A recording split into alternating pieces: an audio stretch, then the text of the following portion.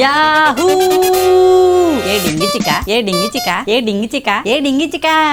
ఒరే ఏమైందిరా? మధుగాడు అంత హ్యాపీగా ఉన్నాడు. నేను సెకండ్ క్లాస్ పాస్ అయ్యాను. ఏ డింగి చిక, ఏ డింగి చిక, ఏ డింగి చిక, ఏ డింగి చిక. చాలే వెధవ సోది. 2వ క్లాస్ అందరూ పాస్ అయ్యారు కదరా, మరి ఎవరికి లేని ఆనందం వీడికెందుకు? ఒరే 2వ క్లాస్ పాస్ అయినా ఎంత కూడా ఆనందం పడిన కొత్తిమీర కట్ట. నీకేం తెలుసురా నా ఆనందం గురించి? అందరూ పాస్ అవడం వేరు, ఈ మిడిల్ క్లాస్ మధుగాడు పాస్ అవడం వేర్రా.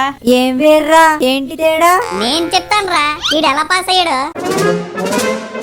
ఒరే మామ, నీకు ముందే చెప్తున్నా, తీయటి పాయసంలో మధ్యలో కరివేపాకులో దూరేవో నమిలేసి అవతల పారేస్తా. సెకండ్ క్లాస్ లో కరివేపాకు నువ్వురా middle class monkey.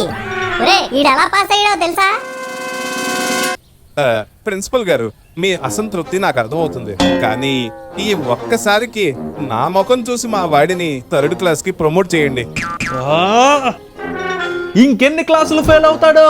LKG fail అయ్యాడు, యూకేజీ ఫెయిల్ అయ్యాడు, ఫస్ట్ క్లాస్ ఫెయిల్, ఇప్పుడు సెకండ్ క్లాస్ కూడా ఫెయిల్. ఒకవేళ నర్సరీకి గనక ఎగ్జామ్స్ ఉండుంటే అందులో కూడా ఫెయిల్ అయ్యేవాడు మీ వాడు. నర్సరీకి ఎగ్జామ్స్ లేవు కదండి, అంటే అదొకటి పాస్ అయినట్టే కదా లెక్క. మీ వల్ల మీ వాడు ఎలా తయారవుతున్నాడు? ప్రిన్సిపల్ సార్, మా నాన్నగారు మీ ఎదురుగానే ఉన్నారు కదా, ఎందుకని అంత గట్టిగా అరుస్తున్నారు? Shut up! నువ్వేం మాట్లాడకరా. ఓకే నాన్నగారు.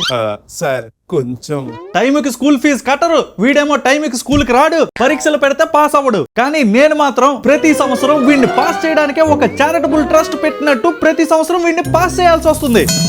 పుణ్యమంతా మీకే సార్. ఈ పనికి మాలిన పుణ్యం నాకేం అక్కర్లేదు సార్. మీరు అలా అంటే మా వాడు ఒక సంవత్సరం వేస్ట్ అయిపోద్ది సార్. నేనా మీ వాడు సంవత్సరం వేస్ట్ చేసింది? నేనా? వాడే కదా చదవకుండా వాడి సంవత్సరాన్ని వేస్ట్ చేసుకున్నది. కొంచెం దయ చూపించండి సార్.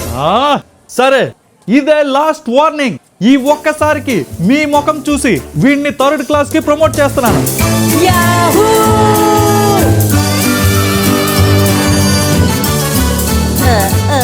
Sorry sir. మీ ముఖం చూసి మాత్రమే ఇది చేస్తున్నాను. ప్రిన్సిపల్ సార్, నాదొక చిన్న small suggestion for you sir. ఏంటది? ప్రతి సంవత్సరం మా నాన్నగారు స్కూల్కి రావడం, మీరు అతను ముఖం చూడడం, నన్ను ప్రమోట్ చేయడం ఎందుకు సార్ అంత కష్టం? మా నాన్నగారి ఫేస్ టైట్ క్లోజప్ తోటి ఫోటో తీసుకొని మీ ఎదురుగా ఉన్న గాంధీ తాత ఫోటో పక్కన పెట్టించుకున్నారనుకోండి, దాన్నే చూసి నన్ను ప్రతి సంవత్సరం మీరు ప్రమోట్ చేసేయచ్చు. మీరు కానివ్వండి సార్. ఫ్రెష్ నిమ్మకాయల్లా ఉన్న నా సీటుని దిష్టి నిమ్మకాయల్లా చేసాడు కదరా. ఇలా అప్పుడప్పుడు మీరు కోటింగ్ ఇస్తూ ఉండండి, ఇంటి దగ్గర నేను కూడా కోటింగ్ ఇస్తూ ఉంటాను. అదే కరెక్ట్. ఇలా అయినా 3rd క్లాస్ పాస్ అవుతాడు వీడు. ఇంకా వెళ్ళండి. థ్యాంక్ యూ గురువు గారు. అదిరా ఇలా పాస్ అయ్యాడు ఈ మంకీ గాడు. శత్రువులు ఎక్కడో ఉండర్రా, మన చుట్టూనే ఉంటూ స్పైక్ తీసుకొని స్నేహితుల్లా నటిస్తారు. జరిగింది కొంచెం కామెడీగా చెప్పినంత మాత్రాన స్నేహితులు శత్రువులు అయిపోర్రా. మీరు కాస్త నవ్వు ఆపుతారా? వీళ్ళకిలా కాదు, నా పవర్ చూపించాల్సిందే. ఈ మధుగాడు అందరిలాగా కామన్ కిడ్ కాదు, సూపర్ కిడ్ అని వీళ్ళకి ప్రూవ్ చేయాల్సిందే. వినండి కామన్ కిడ్స్, నేను సూపర్ కిడ్ ని. నా మీద గనక జోకులు వేస్తే ఒక్కొక్కడి గోడ పగిలిపోద్ది. అబ్బా, నువ్వు సూపర్ కిడ్ వా? మేము ఎలా నమ్మాలి? నెమ్మదిగా నమ్ము, ఏం పర్వాలేదు. కానీ ఇప్పుడే ఇన్స్టెంట్ గా మీకు నా పవర్ చూపించబోతున్నాను. మీకు నమ్మకం కుదరాలంటే నాతో పాటు రండి. పదండ్రా వెళ్దాం, వాడి పవర్ చూపిస్తాడంటగా. ఒరే వద్దురా, టైం వేస్ట్ రా.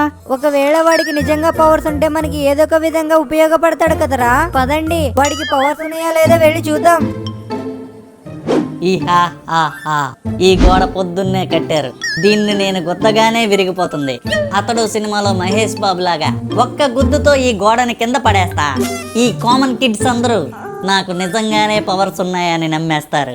ఒరే ఇక్కడికి ఎందుకు తీసుకొచ్చావురా మమ్మల్ని? ఇప్పుడు చూడండి, ఇది హ్యాండ్ కాదు హ్యామర్ అంటారు మీరు. ఏంటి, నీ హ్యాండ్ హ్యామరా? అవునురా రూమర్, వెయిట్ అండ్ సీ. ఒరే మామ, నీ మంచి గురించే చెప్తున్నాను, అనవసరంగా ఫీట్లు చేయకు. ఫీట్ కాదురా, my foot. Wait and see.